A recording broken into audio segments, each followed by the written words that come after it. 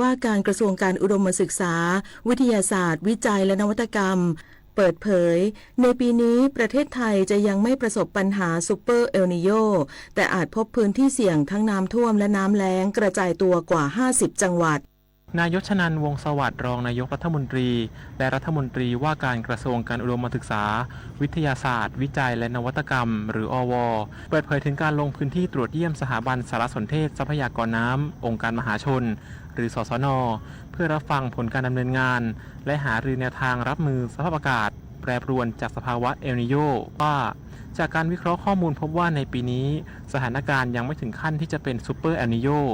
แต่มีความเสี่ยงที่จะเกิดวิกฤตทั้งน้ำท่วมและภัยแล้งในเวลาเดียวกันซึ่งจากคลังข้อมูลน้ำแห่งชาติได้รายงานการคาดการณ์พื้นที่เสี่ยงน้ำท่วมถึง64จังหวัดพื้นที่น้ำแล้ง58จังหวัดและมีพื้นที่43จังหวัดที่ต้องเฝ้าระวังเป็นพิเศษเพราะมีความเสี่ยงที่จะเผชิญทั้ง2วิกฤตจึงได้เน้นย้ำให้สสน.ใช้ข้อมูลเชิงวิทยาศาสตร์และเทคโนโลยีเพื่อวางแนวทางเชิงรุกและบริหารความเสี่ยงอย่างมีประสิทธิภาพมากกว่าการแก้ไขปัญหาเมื่อเหตุเกิดแล้วโดยสสน.จะบูรณาการร่วมกับหน่วยงานท้องถิ่นและเครือข่ายมหาวิทยาลัยเพื่อสร้างกลไกให้คนในพื้นที่เกิดความเข้าใจและสามารถใช้ข้อมูลบริหารจัดการน้ำได้เพื่อที่จะได้สามารถรับมือต่อความเสี่ยงได้อย่างทันท่วงทีชวนันท์ มาลีรายงานสำนักงานคณะกรรมการอาหารและยาดำเนินมาตรการ Fast Track อำนวยความสะดวกผู้ประกอบการไทยในการนำเข้าและการผลิตภัณฑ์สุขภาพให้สามารถดำเนินกิจการโดยไม่สะดุดเภสัชกรหญิงสุภัทราบุญเสริมเลขาธิการคณะกรรมการอาหารและยากล่าวว่าหลังจากสำนักงานคณะกรรมการอาหารและยาหรืออย.เปิดมาตรการอำนวยความสะดวกแก่ผู้ประกอบการผลิตภัณฑ์สุขภาพผ่านช่องทางเร่งด่วนหรือ Fast Track ช่วงกลางเดือนเมษายนที่ผ่านมาโดยปรับรูปแบบการกำกับดูแลให้มีความคล่องตัวรองรับข้อจำกัดที่เกิดขึ้นในภาวะวิกฤตตะวันออกกลางพบว่ามีการยื่นคำขอแล้ว 6,654 รายการครอบคลุมทั้งการนำเข้าการปรับเปลี่ยนวัตถุดิบและการแก้ไขข้อมูลผลิตภัณฑ์แบ่งเป็นการบริการให้คำปรึกษาเชิงลึกแก่ผู้ประกอบการ16รายเพื่อวางแผนการดำเนินงานใหม่ให้สอดคล้องกับข้อกำหนดด้านความปลอดภัยอนุญาตผลิตภัณฑ์และสถานที่ผลิตแล้ว32รายการและตรวจปล่อยสินค้านอกเวลาทำการณด่านอาหารและยารวม 6,606 รายการซึ่งทั้งหมดสามารถดำเนินการได้ภายในเวลาที่กำหนดสะท้อนถึงความพร้อมในการรองรับสถานการณ์วิกฤตได้อย่างมีประสิทธิภาพโดยมาตรการ Fast Track นี้ครอบคลุมทุกกลุ่มผลิตภัณฑ์โดยเฉพาะกลุ่มจำเป็นเร่งด่วนเช่นยาเครื่องมือแพทย์และผลิตภัณฑ์ที่เกี่ยวข้องกับระบบสาธารณสุขโดยปรับกระบวนการพิจารณาให้รวดเร็วขึ้น 3-5 เท่าภายใต้หลักการประเมินความเสี่ยงและมาตรการความปลอดภัยอย่างเคร่งครัดนฤมล อุดมพรรายงานเลือกเครื่องใช้ไฟฟ้าที่ติดฉลากประหยัดไฟเบอร์ 5 ช่วยลดค่าใช้จ่ายลดการใช้พลังงานในระยะยาวจบข่าวคณิษฐายิ้มดีอ่านรับฟังข่าวครั้งต่อไปเวลา 7 นาฬิกาค่ะติดตามข่าวที่นำเสนอไปแล้วได้ที่ www.thainews.prd.go.th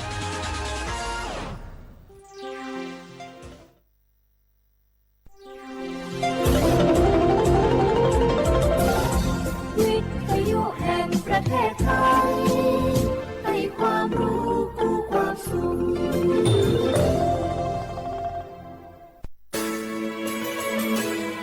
สถานีวิทยุกระจายเสียงแห่งประเทศไทยจังหวัดเชียงใหม่ AM 1476 กิโลเฮิรตซ์สถานีวิทยุภาคภาษาชาติพันธุ์แห่งเดียวในประเทศไทยที่มีความทันสมัยเชื่อถือได้สร้างอัตลักษณ์กลุ่มชาติพันธุ์สู่สากล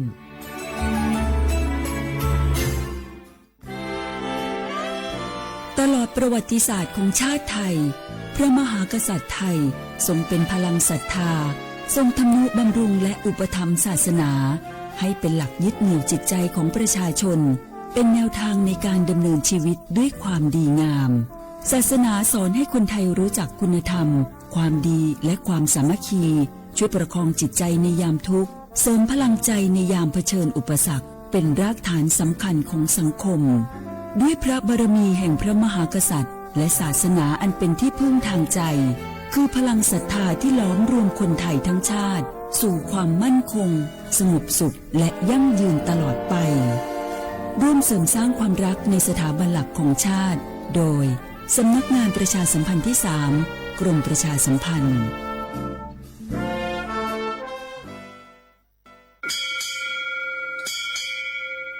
อโบดะจ้า โอเบชเปอร์ เหมอซุงคา กอกว่า ย้อซง อุดูธรรมา สถานีวิทยุภาษาชาติพันธุ์แห่งเดียวในประเทศไทย ทันสมัยเชื่อถือได้ แล้วพบกันที่ สวทเชียงใหม่ AM 1476 กิโลเฮิรตซ์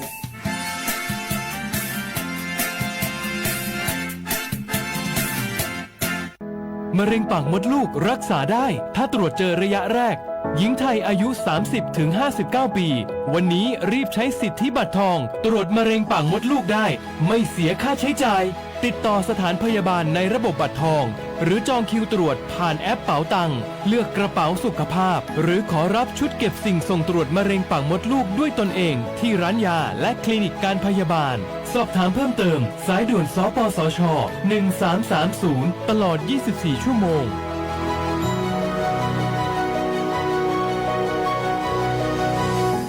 ใครๆก็รู้กันถุงยางอนามัยพกเอาไว้ช่วยได้ช่วยป้องกันโรคอันตรายที่มากับเพศสัมพันธ์ทั้งซิฟิลิสหนองในเอดส์ไวรัสตับอักเสบบีหรือแม้แต่มะเร็งปากมดลูกช่วยป้องกันถ้ายังไม่อยากมีลูกหรือท้องไม่พร้อมตอนนี้แต่ที่ยังไม่รู้คือไม่ใช่สิทธิ์บัตรทองก็มีสิทธิ์ขอรับถุงยางอนามัยได้รวมถึงยาคุมกำเนิดฟรีสิทธิประโยชน์สำหรับคนไทยทุกคนสอบถามเพิ่มเติมสายด่วนสปสช1330ตลอด24ชั่วโมง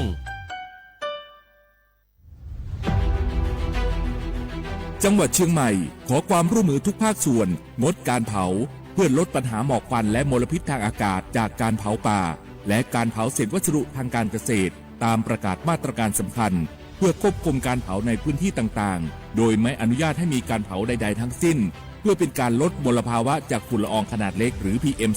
2.5 ตั้งแต่วันที่ 1 มกราคมถึง 31 พฤษภาคม 2569 หากจำเป็นสามารถลงทะเบียนขออนุมัติผ่านระบบไฟล์ดีและเบิร์นเช็คได้ฝ่าฝืนต้องระวังโทษจำคุกและปรับหรือทั้งจำทั้งปรับจังหวัดเชียงใหม่ส่งเสริมการใช้เทคโนโลยีในการจัดการขยะและเศษวัสดุทางการเกษตรเพื่อลดการเผาในอนาคตและสร้างสภาพแวดล้อมที่ดีขึ้นในระยะยาวหากพบเห็นการเผาในพื้นที่ห้ามเผาหรือพบผู้กระทำความผิดสามารถแจ้งข้อมูลได้ที่ 053-112-808 หรือ 191 ตลอด 24 ชั่วโมง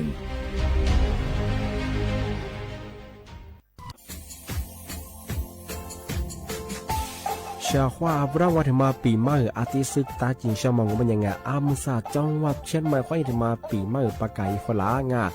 ที่5ที่นี่ก็ปุ๊กว่ายังว่า5 3ที่นี่สังเกตคนอยู่ตรงนี้โฉดสึกคู่ขวาง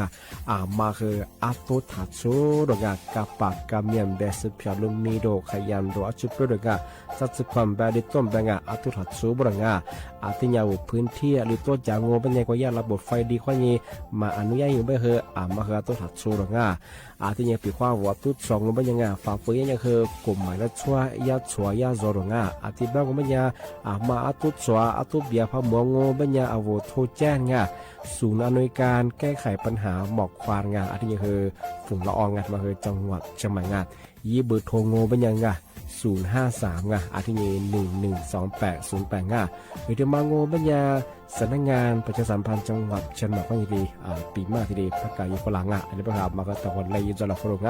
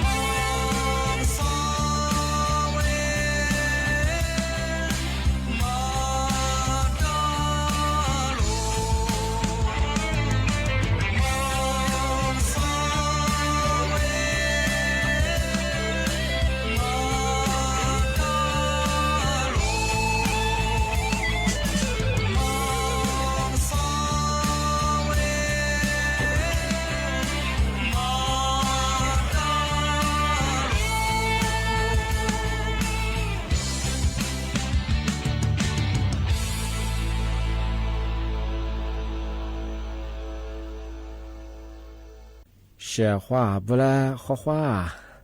你呢丑摸花你芥末啊我李松我多次的话ไปแล้ว啊我李松我ปากกากุงบัญญาทาจิ้นหมายปัจจุบันแนวดังสถานีวิทยุกระจายเสียงแห่งประเทศไทยจังหวัดใช่ไหมว่าดังที่ทาววิทยุโดยจำมากุบัญญายี่ระบบยา AM ยี่ความถี่งบัญญาที่ตัวลี่ฮาสิทธิ์โชว์ขึ้นกว่าโดยจับที่ทาวระบบไลฟ์สดไง Facebook เพจเบอร์สวทเชียงใหม่ AM 1476กิโลเฮิรตซ์ดีหลายอย่างนั่นแหละเบอร์สมบูรณ์จิโมที่หัวโดที่มูลมัญญาหนีมุขวานีสามโมนาทีเนียขวานีนาเนียเซนั่นแหละว่าที่หัวที่มูลที่หัวที่นี่มาคือหนีหัวด้วยงานช่องที่นี่คือนี่เนี่ยคือกะผมว่าจะมาปีบ้าสุดจริงใช่ไหมคือมีฮิโรอินจังกวาดปวังอามาสายากลงอุตุนิยมวิทยาเป็นมาคือเนี่ยคืออามาสังมันยังคงว่าดูแลคือเมื่อหาลิตรดูแลเจ้าบ้างอะไรบ้างคืออาวุธพันเนี่ยบ้างคือบางพื้นที่ไงที่เกิดตัวบ้างคือเนี่ยมีฮิโรฮาเมื่อหาเลี้ยมาเมื่อกุเปียมาขวาศึกเชื่อมาคือจวงที่นี่ว่าจูบบ้าจ้าโซลูกโคลมีประเทศจะสุบะคืออัติญาฝาระอัติญาจามอบางปีขวาเมืองหาญี่ปุ่นชิเมืองหาคือพันเลียบะคือลับปัชีกว่าอย่าลำมาดงอกว่าลูเชมีขวานี้อาจจะอย่าลำมางานน้ำป่าหรือไงอาจจะบะคือว่าลูกโคลมีประเทศจะสุว่าโยบะจะสุบะคือมาคือญาอัติญาฝาระบางปีขวาเมืองหาคือเรื่องคือมีความเสี่ยงไงคือดินสลายยามางามาคือเกินนับบางมาคืออัติญาจามอชของงาที่นี่ที่ถึงมางอมันยังทำมาคือเจ้าจ่าตั้งปุ๊บว่าไงแต่สื่อจริงใช่ไงเจ้าหัวจ่าส่งมาคือแต่นั่นน่ะแล้วมาคือยี่ประโยชน์คือข้างเมื่อสั่งว่ามันยังกว่าจังหวัดแพร่แล้วปุ๊บว่าคือว่าบอกเอาหัวจะเกิดจ่าส่ง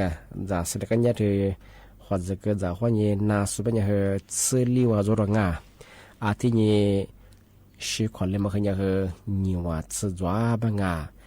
ที่เป็นตัวอย่างในสงสารบังยี่คือรัฐมนตรีว่าการกระทรวงไงสาธารณสุขไงแบบมันคือมีอันนี้บางอย่างคือเอาหัวจะเกิดเชื้อจากสูหัว28จากสูไงหัวทับโป้มันยี่จะพยายามงอบางอย่างคือมีความเสี่ยงไงมาขยันอันตรายยังไงจากสารบังคือโรคไข้หูดัดไงที่นับปุ่มบนนะเกลียน่าเป็นยังไงที่ก็ตัวบ้าเหอที่แหล่เชื่อมาเหอเกลียงจากสารเป็นยังไงของไงที่เนี่ยวุบวิวคือเดียมังเอาสุขภาพมาคักเกลียของไงที่เป็นยังว่าที่ขวัญจะเกิดเชื้อจากสูงไม่เหอไงมาคือเนี่ยที่เนี่ยจามโมบ้างจากสารคือเนี่ยเหอเอากดดูก็มีเหอน่าจะพิจารณาเหอมาคักเกลียงที่เนี่ยคือจากบ้าเหอเอานับโปบนนาเกลียงสอสุดช่วยเหอแบบจากเกลียมัง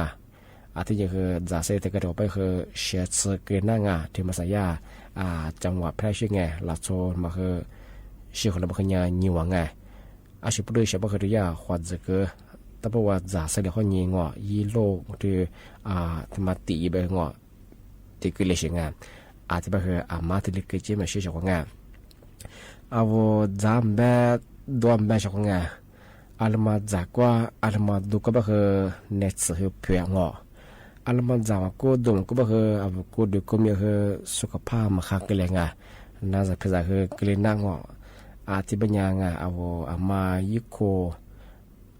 ชิมันจะใจชอบบ่คือไงมาคือดูแลสุขภาพเองจามาคือตัวนี้อันมาจายิปโยจัวอันมาดูยิปโยจัวบ่คือขวาจางอันมาจาเนี่ยเสียจัวดงบ่คือขวาจางอันมาจาเนี่ยยิปโยมันจัวมาจุนี่เขาเวลานาทำมากลายบ่คือไงมาเนี่ยคือเนี่ยเมียเชียงมาคือจามโมชของง่ายมาคือยากระทรวงสาธารณสุขอย่างที่เลยเจนเตอร์พลังมาสาบ่คือนอจังหวัดแพร่บ่คือเจ้าขวดจะเกิดจากสุดปุ๊บมันไงนาสุบ่คือคือเนี่ยมีบางงานสิริวมาสังงานที่ยังเชื่อมาคือเนี่ยว่างมาที่เลยกิจไม่เชื่องจาบ่คือเนี่ยคือจู่ที่ขวดจะมีนี่ยังไงจาง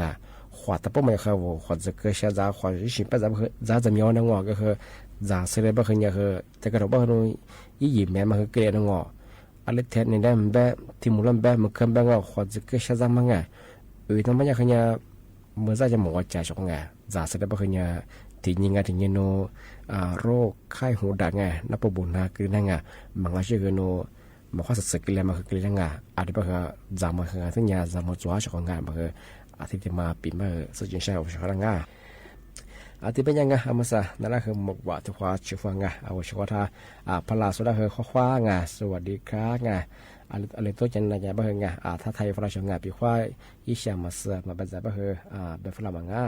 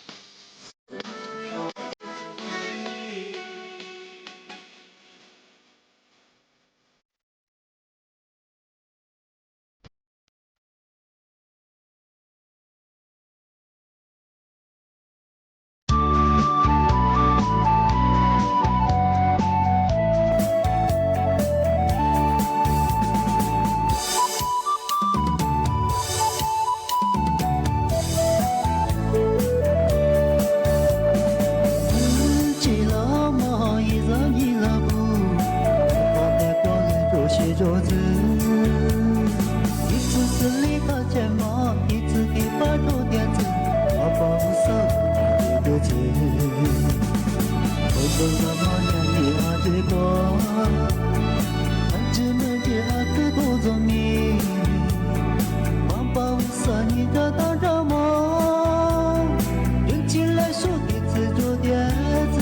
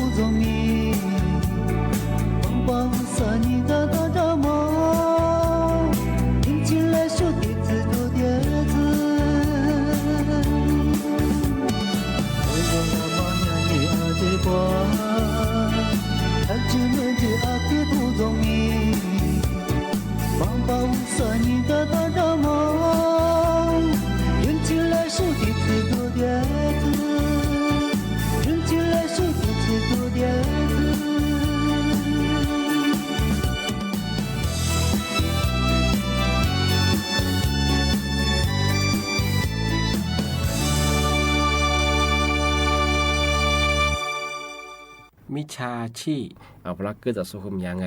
งอนนั้นเหนือโดงาโอ้งอนนั้นจุดเลยไปพระเจ้ามันยังไม่ได้เฮียติเสือชากะโลคือติก้าวัวไม่ยังไงเวลาคือให้ความหวังว่าโอ้เวลาฉากกึกก็มาว่าจบแป้มแบบจะเหมือนแบงอ่ะเอาเวลาคือก็มาว่าเอาหืนโอ้ยยี่ถึงก็ช่วยเอาหืนว่าเปียวละว่าส่วนว่าติเกลือไปหืนว่าเอาหืนเนื้อละอาจจะยี่ผู้บาดที่เฮียอุ้ยเจ้าอ้วนในช่วงงามาคือจำโมงาช่วงงาแต่ก็ถือว่ามันยังโนแรกๆมันยังก็เทียงไงสมมติว่ากูถูกมาแน่ผมค่อยไปช่วงมาคือในหน้าที่ผู้บาที่เฮียที่เรียกอ้วนงาโนอินเทอร์เน็ตเฟมแบบว่าคือโทรศัพท์ตึงเงี้ยมาคือผู้บอกว่าเฮียเกิดที่ตัวเกิดที่ย้อนในยี่ได้งอกันย่าไปอะไรอาบัติมาซาชิวที่มาหนิมาชิวมันยังยี่ที่ขวาในแรกผู้บาดเดียวงอนี่มาอากูอามุสังว่าถ้าจะสุดมาวุระมายี่ค่าสูงของมัวบุหิวันนี้สูงอ่ะสิแหละอาจจะเป็นว่าค่าสูงแต่เบื่อไงก็แถมเป็นอย่างคือสายเฮียว่าอะไรนี่ความว่าคือว่าเฮียติดตัวยืมมือสู้มือที่กลีน่าไงช่วงไงจะเมื่อแบบจุบบ้ามแบบที่เอายุฟุตแถบพันเหนียวของพันจียังมันยังคือกลุ่มไม่ใช่คิดถึงว่าคือยากว่าคือผู้บักก่อนนะว่าผู้บักเกเอาว่าว่าเอาแท่งว่าคือไว้ใจว่านะว่าว่าคือไงยี่คือนี่แหละคือยี่แล้วไว้ใจจีเป็นยังยี่ผู้บักก่อนนั่นนะว่านัวแต่อยู่จะว่าคือถึงเฮียแบบเกงอว่าเฮียแบบเกงที่เกิดว่ากันยาแบบเจ้าเขาแบบได้แต่ความเดียวเลยจริงแต่มันแบบจะว่าแบบที่บ้านมันคือช่วง14วันเลนไทน์เนี่ยคือวันแห่งความรักนะครับวันลิซุ่งเขาเป็นยังคือนู่นนี้เห็นยี่บ้านยังไงที่ยี่ฮะซีรีส์ยังไงที่เป็นคือกลุ่มมิชาชีที่เราโชว์มาคาสุกเกิดสุดมาคือฟีบูยุปอชานีว่าเราช่วยเบื่อไงช่วยเบื่อว่าคือบีเบียมาคือเนี่ยเอาเวลาพวกเขาช่วยล้างว่าโกนี่มาโน่นกว่าจะส่งงาในจีเราเนาะนี่ไม่ได้บ้างว่าอันนู้นเบียเว้อันนั้นชิมีจังว่าคือที่อีข้อมูลสอบไทยมาด้วยช่วงที่เป็นอย่างคือช่วง14วันเลนไทน์เป็นคือกลุ่มที่ใช้ชื่อว่าคือที่รีเบนเนี่ยเวลาเกิดจากอะไรมาคือมีที่เป็นอย่างคือมาคือจำโมช่วงโอหายกรรมนู้โอหายยิ่งคือฟุตบอลคือถูกเขาเสียฟุตบอลเขาเวช่วงที่เป็นอย่างZagwan ba zamuan ba muchipam ba muchimam ba ama he artinya zamo pikwa no chopa bi thwa na pokwa ta chhulang ba he yuko de he yi asitsama mo ati de pa chula ba he ama he tinya ti zamu chopa le manga rằng mơ hơn ngô sẽ khó ngà rằng mơ hơn tên nhà rằng mố ngà bị khoan nó cho ba thằng ta chuyển là hơn ngò yêu biểu tự nhiên yêu cụ ba hơn khá sâu ngò bị ngò cứ lòi ya về nghe bỏ khoa chuyển ngà mới ra chuyển bao giờแต่số lượng bao giờ phụ bản tiền mà hơn rồi ngà mà hơn rằng mố ngà cho ba ngà rằng mơ cứ biểu bao giờ vô phát sinh xong bao giờ video call như sẽ khó ngà với bộ khó thu phụ ít bao ngà ít con bự ngòอีก็ปุ๋ยว่าหัวผิวยังมวยยังไงกลุ่มวิชาชีพของมันยาหลักสวัสดิ์เขาส่วนใหญ่กล้องวิดีโอเนี่ยเปิดเฉพาะว่าไงยาคือด้วยเฉพาะไงอาจจะเป็นยาปีว่าหัวมาพาซึ่งช่องมันยาคือยี่บิดมาเจว่ายี่กูเดือดสัญญาช่วยเหลือความมาช่วยความมาคือไงวิดีโอคอลปุ๋ยนี่ยี่เราปกเขาจุยยังไงยี่พยายามปุ๋ยป้องมันยาทำมันยาไม่ใช่ชีพมันง่ายเฉพาะไงแต่ก็สมมติว่าปุ๋ยก็แบบก็คือยี่ปุ๋ยคือแบบได้เฉพาะไงเมื่อเราช่วยเนี่ยว่าคือยี่นี่ใส่ก็เรียนรู้อยู่ว่าไงหลักส่วนใหญ่คือที่คือจัวงาอาจจะเป็นยาสำนักงานตำรวจแห่งชาติคือประกาศงาแจ้งเตือนวันที่14วาเลนไทน์ว่าไงช่วงเธอหนีฮักคนนี้คือนิวนี้เห็นยิงอาจจะเป็นยาคือว่าจากว่าจากเมืองแบงก์เจ้าว่ามาคืออาทิตย์ยาจากมุกแบงก์เรือนที่เชื่อมั้งอาจจะเป็นยังไงมาสักคือว่าชาวบ้านคือมุกกว่าสักว่ากันนั่ง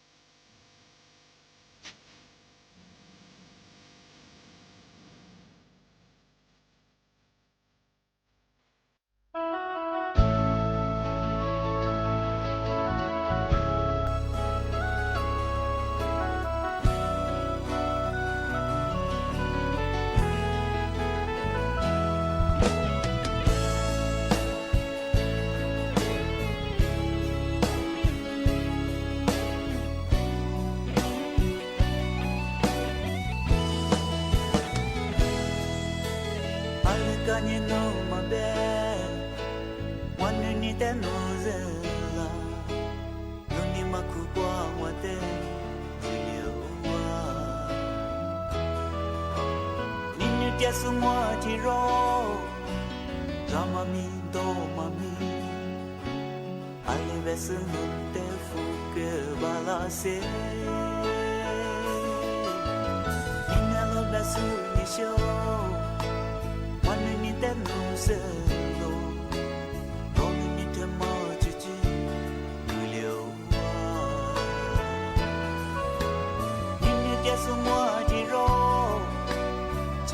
ti ruole ve alle vesne del mille che da se mille che mada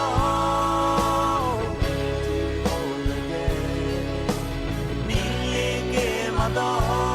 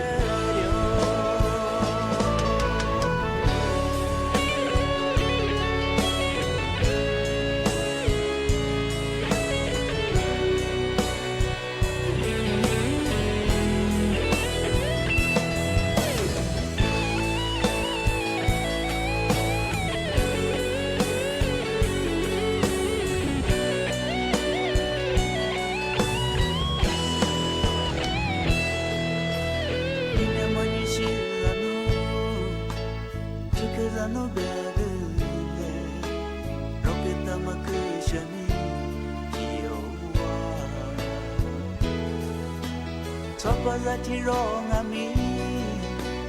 mia via te la lo alle vesno te che da se mille che mada mille che mada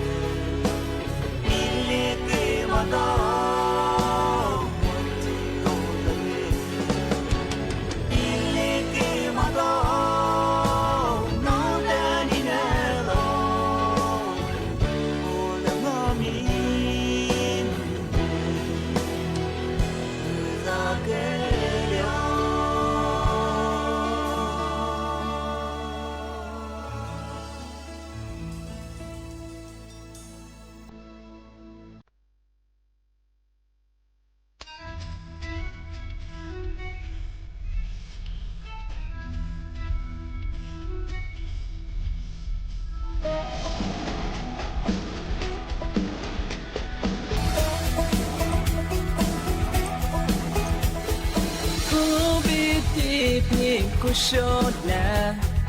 habitino hashola zolisoto kushibilo kushibila hanyiwa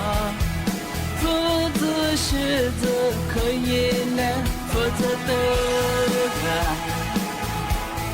kushibilo Putinina wabiacha Yokwazube apa muhiwa Napyanami madona Uza shuza diamanya Fema Zoli pingo Hapu nyinyi bilata Apa aza ba ma le zi zhe ge xue花让我日日娘娘马吉吉不说莫说阿下来走不嘎的日学点我阿 Après les chiffres là, fais tout dans ma zone les pignas. Les sauts les autres châtres, les petits mamas pinama à chaque mère. So passionate.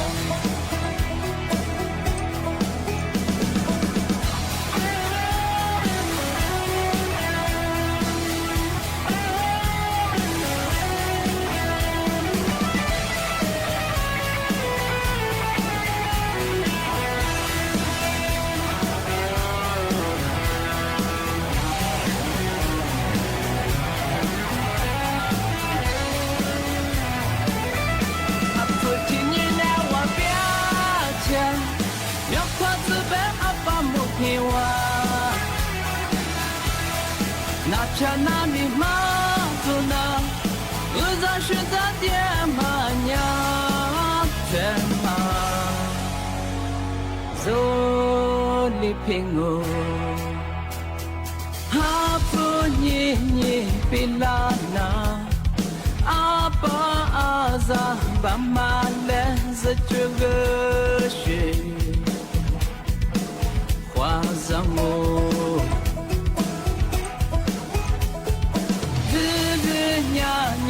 ma chi chi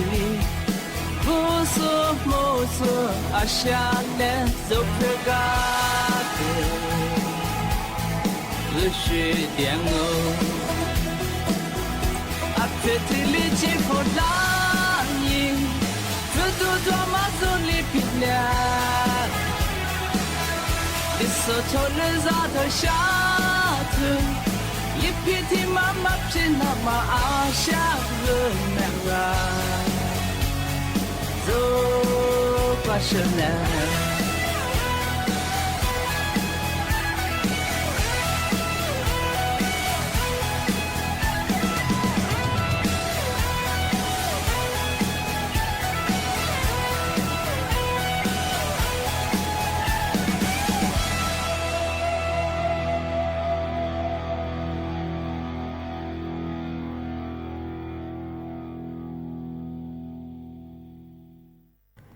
อาทิตย์นี้ไงว่าเชื่อข้อว่าแต่มาปีใหม่แต่มาสักจีใช่ไงอัมสากรงกิจการผู้สูงอายุไงย่าคือประกาศแจ้งเตือนยูฟลาแบงอัมสาเธอกรุงมิชาชีไงย่าเธออ้างงอนหนุญากรงกิจการผู้สูงอายุงอเธอผู้สูงอายุแล้วกว่าชิสูดูแลสูแบงเยทีนี้เบเกอร์เนี่ยเวลาคือทีนี้ทัวฟลาอีกข้อมูลข้อเดลางว่าเมื่อสานวนมีขุดจ่อกูเลยทีนี้เด็กแต่ก็ถือว่าคือฟุตบอลโอจะมาโนมาสาผู้สูงอายุบ้านนี้ขุดสดซื้อชิขุดบ้านคือฟุตบอลที่ฟุตบอลงอแห่ว่าพับเบื้องไม่จ้องนวลแต่เชื่อคุยยอมมาคือค่าดูแลรักษาคือ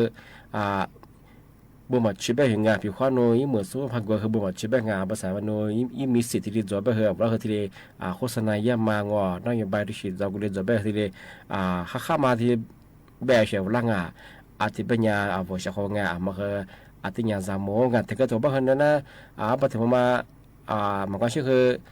บ่ถึงมาที่ตัวบ่เฮาจ้อผิวข้อโนโคยาพะเยบ่เฮาโน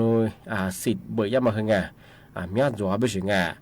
โน้ตที่ว่าบุบเราบ่เคยเปียวข้อโนเขาใหญ่ๆนะสืบยิ้มมือสู้เพื่อบ่เฮงานเปียวข้อโนผ่าตัดก็คือเสร็จสมมุติบ่เฮบ่หมดชิบะงางอนญาโดยรัฐบาลมีสู้ที่สมมุติว่ากว่าสิสู้พิเศษที่เลยแบเยเวลาคือหลายสิของที่เป็นญาติญากรมกิจการผู้สูงก็คือย่านโยบายที่สิมาโดบ่งปีควานนั่นแหละมาทฟลาเยงอนญากรมกิจการผู้สูงอายุงอนญาที่รัฐบาลส่งบ่เยวุฒิสมุลที่ทัวฟลายี่ข้อมูลเดียมากูเลยที่รีแบบมางอนู่นเนี่ยยี่มีสิกูได้จอดที่จอดเป็นยังไงเบเกอร์มาคือที่สิจวงที่เป็นยังคือมาสายาสำนักงานตำรวจคือประกาศแจ้งเตือนมาคือเนี่ยที่เนี่ยสมุนประกาศที่เนี่ยคือที่กลุ่มกิจการคือเนี่ย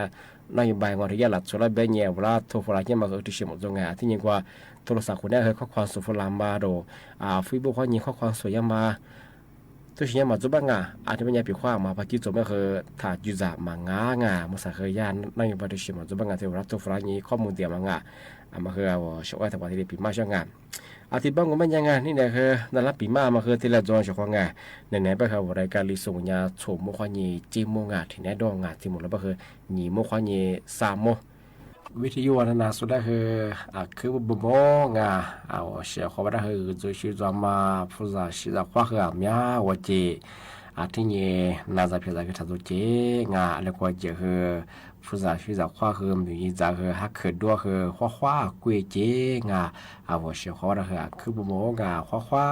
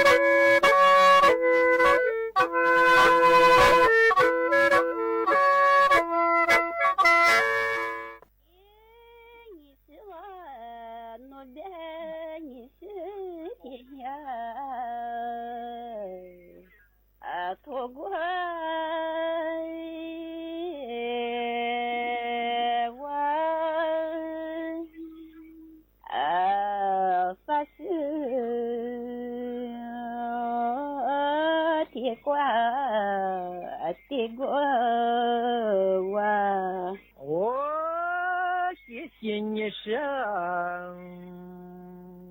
你我是我啥妻子过一多少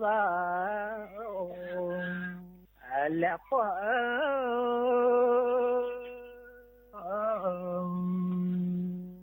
丢啥花也难忘。là dưa nhị xưa nó đã phát hiện giờ quay đủ rồi là quay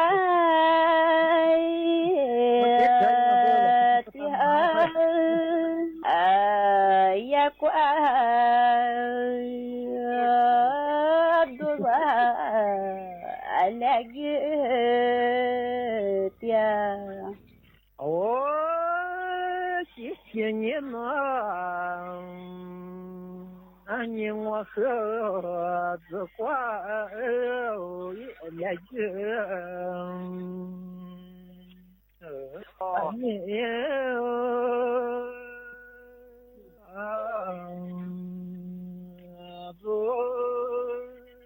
anh sao qua là dương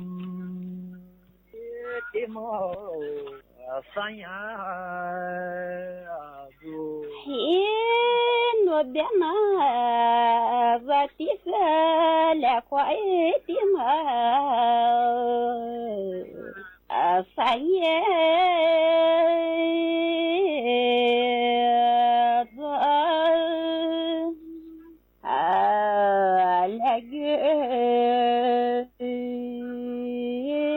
tim sang nhà chị nhé nó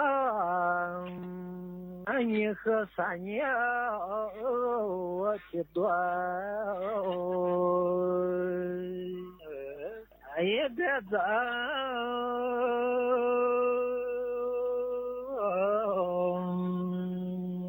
Allah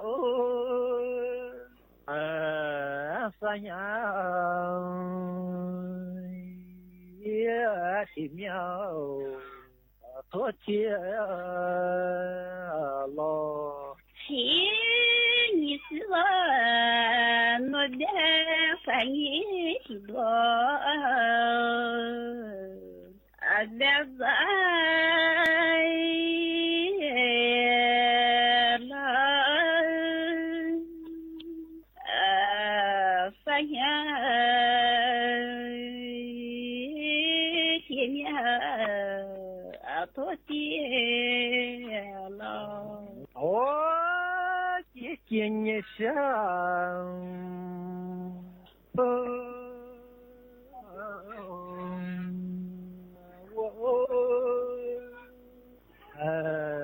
thôi chia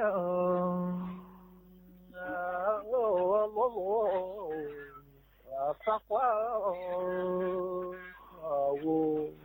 hãy như xưa nó đã dạy mưa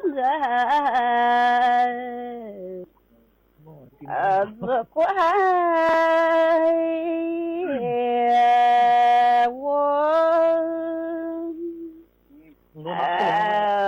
thôi tia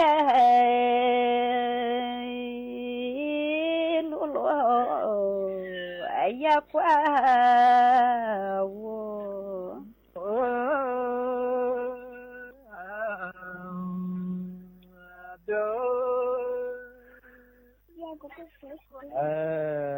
ya cha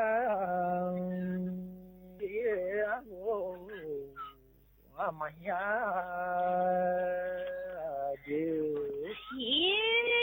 nó đến và tiếng hoa đã giật giật cái ya qua mà